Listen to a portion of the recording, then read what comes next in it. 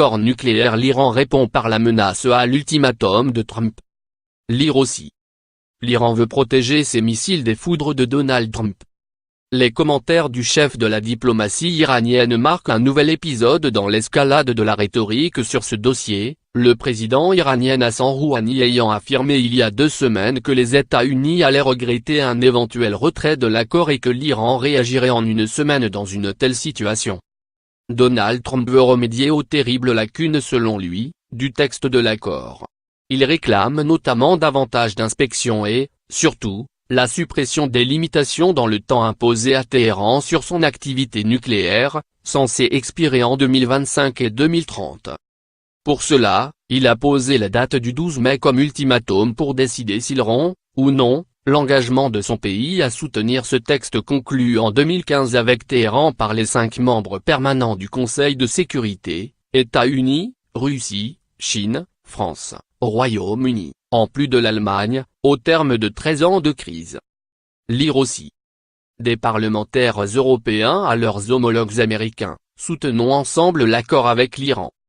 Mais, c'est sans compter sur les 3 signataires européens qui vont tenter de convaincre le président américain de préserver ce texte, qu'il juge crucial, en invoquant notamment le fait qu'il serait davantage exposé que les Américains à un éventuel tir de missile iranien.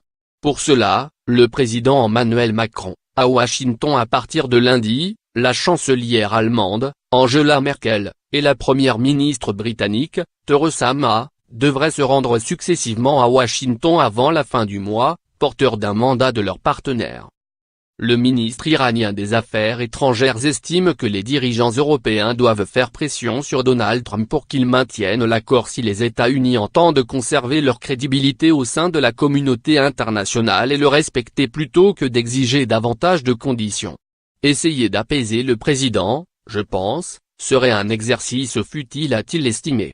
Si les États-Unis enterrent l'accord, il est fort improbable que l'Iran continue de le respecter avec les autres signataires, la Grande-Bretagne, la Chine, la France, l'Allemagne et la Russie.